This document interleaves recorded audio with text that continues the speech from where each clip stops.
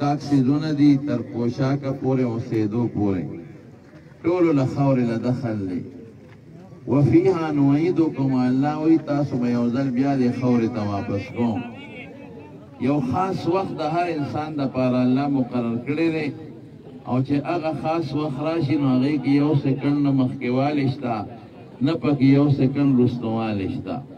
ومنها نخرجکم تارة اخرى او یو ورځ به بیا راځي چې تاسو به د خاورې نه واپس راوباسم زما وروڼو مرګ داسې یو حقیقت دی چې د دې نه هېڅوک خلاص نه دي څومره انبیاء کرام چې دنیا ته رالل هغې هم د مرګ په لار لاړل څومره اولیاء عالمان ډاکټران نیکان صالحان بادشاهان دې ټولو له د مرګ څخه راله او د دنیا نه لاړل او چې کوم ټیم الله د انسان د مرګ مقرر کړي هغې کې دوی مني رسول الله صلی الله علیه وسلم فرمایي چې دا انسان لا د مور په ګېډه کې وي چې فرشته راشي او دا فرشته تپوس کوي د الله نه چې د دې انسان به څونه رزقي مر رزق ومل اجل او د ده نیټه د مرګ به کلی فیکتب فی بطن امه دې د مور ګېډه کې پروت او د ده نیټه ولیکلی شي عمر داسې شی دی چې دا د هر انسان دپاره الله یو مقرر پیدا کړی دی هغه ټیم کې دویم نشي کېدی حضرت آدم علیه السلام چې کله الله پاک پیدا کړ نو د هغه دا بچي الله پاک د هغه د دې شانه راویستل د دې سرو میږو په اندازه واړه واړه شکلونه یې د انسانانو وو خو په مقدار د دې سرو میږو واړه واړو نو داسې مخامخ یې ورته خواره کړل نو آدم علیه السلام د الله نه تپوس وکړ رب من هؤلاء الله دا څوک دی الله ورته وفرمایل چې دا ستا بچي دي ستا نوسي چې تر قیامته پورې به دا پیدا کېږي چې آدم علیه السلام وکتل نو هغې کې الله څه نښې پیدا کړې وې چې دا رنځور دی دا روغ دی دا ګوډ دی دا شل دی تاسې له کښېنئ تاسو نو شاته ملګرو ته به ښکاره شي کښېنئ الله مو بخښي نو آدم علیه السلام په هغه نښو باندې پېژنګلو وکړه نو د هغه خو بچي و نو آدم علیه السلام الله نه تپوس وکړه چې پروردګاره هلا سویت بین عبادک دا بچي دي یو شان ولې نه پیدا کول څه پکې ښکلي دي څه بدرنګ دي څه روغ دي څه رنځور څه ګوډیان څه شلیان نو د ده نوسي و نو دې پې خفه شو خدا نه وایي چې زما بچي دي ولې یو شان پیدا نه کړل وی دا ستا بندگان دي خدای یو شان دي ولې پیدا نه کړل رب العالمین وفرمایل وی دا فرقونه مې ځکه وکړل چې دوی زما شکریه ادا کړي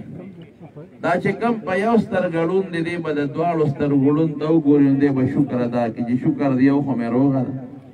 او چې کم په دواړو سترګو ړوند دی ابه دې ته وګوري چې ځکه په سترګو ړوند دی پښې مې روغې دي او لاسونه مې روغ دی او دسمات دي له خو پې ځان رسولی شم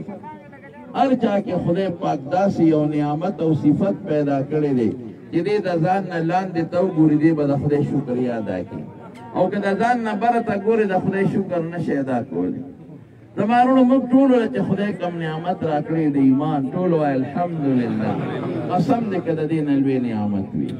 که یو سړی ګوډ او شل او رنځور او په کټ کې پروت دی یا یو سړی ډېر غریب او کمزوری دی او دا لختي صفا کوي خو که ده کې ایمان دی قسم دی د امریکې او د برطانیې د بادشاهانو کافرانو نه د خدای په نزد غوره دی ایمان لوی نعمت دی وروڼو بیا چې آدم علیه السلام وکتل نو د بعضې بچو د تندو نه ډېرې اوږدې رڼاګانې ختې وی الله دا څوک دی چې د اوږده رڼا ترې خېږي وی دا ستا په اولاد کې پیغمبران دي دا د نبوت رڼاګانې دي چې د دې د تندو نه خېږي د یو کس د تندي نه ډېره تیزه رڼا خطه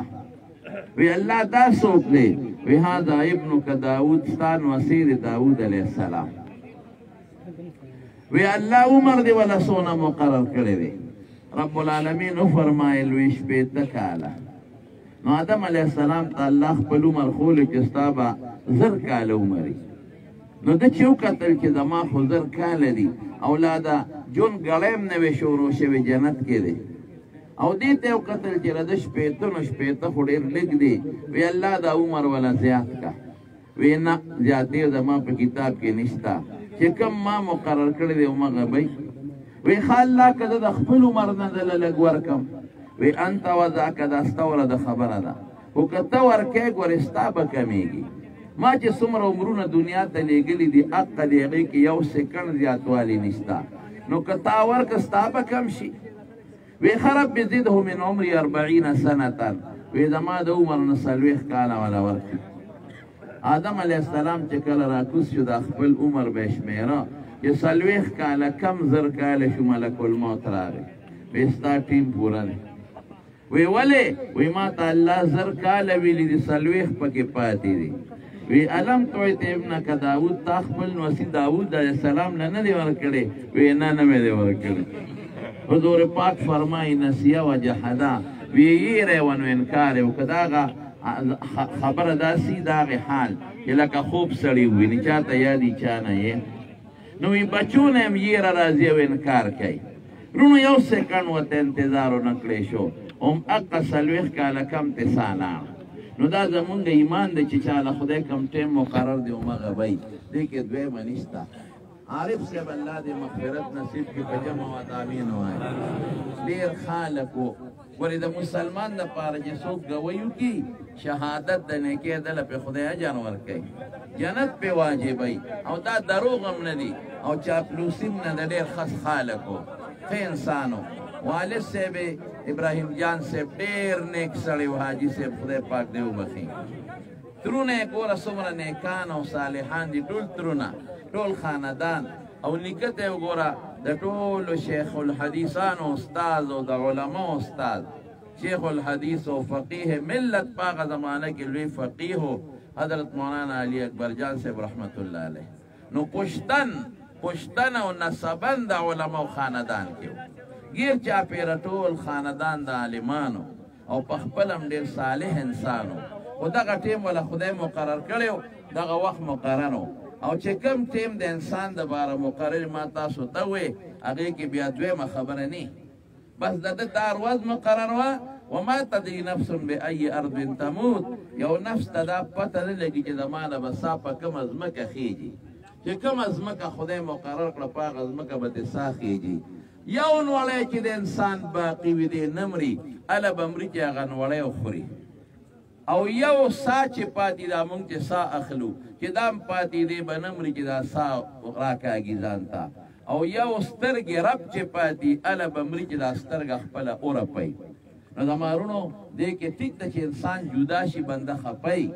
دیم د دنیا نه لاړ بچی به هم خپی رونه به هم خپی رشته داران به هم خپی کور کې چې د منده چرګوټي لوي شي هغې له هم لاس په خپله نه ورځي او بیا دا یو انسان لیکن خدای چې انسان له کوم وخت مقرر کړ زموږ ایمان دی د تقدیر خبره د ایمانیات او د عقیدې خبره ده نو هغې کې یو سکنډ فرق نه راځي زمارونو د رسول الله صلی الله علیه وسلم څلور زامن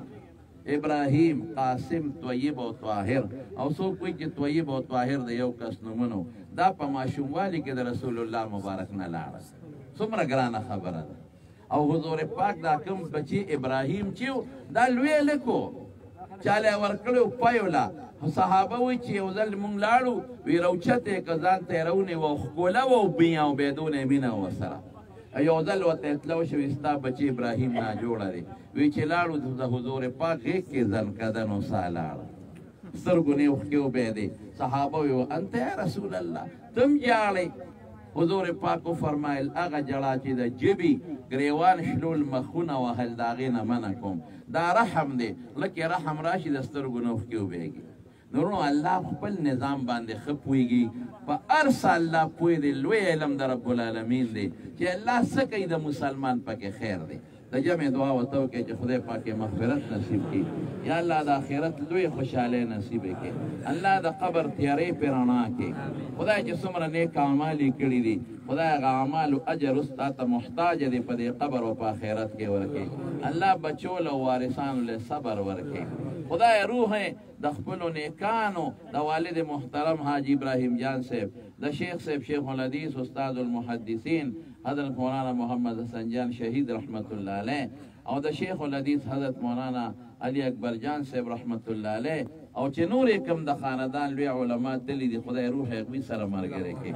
او خدای د آخرت لوړ درجات ولا ورکې الله چې څومره نیک اعمال کړي اجر ورکې انسان د کسر تقصیرات غلطۍ شوي ورته معاف کړي او دا ناګهاني بیماری په دې غریب یو وختنی موشوه رااله او ناګهانی مرګ رسول الله مبارک فرمایي دا د انسان د پاره مسلمان د پاره رحمتي خدای دا مرګ د پاره د رحم ذریعہ وګرځي او خدای ټول بیا دعا وکړي چې خدای پاک وارثانو له صبر ورکړي الله اجر ورکړي الله د نور غمونو نه وساتي څومره دوستان چې جنازې لراغلي ډېر ګڼ خلک دی او په دې ګرمۍ کې الله ټولو له په یو قدم اجر ورکړي او دې آخرت خوشحالی نصیب کړي دو کیرونو د زندګۍ پته نه لګي چې خدای مخیره خاتمه بالایمان کړي الله هم د فتنو د مرګونو نه وساتي مفتي صاحب راغی او دوه خبرې به مو کې بیا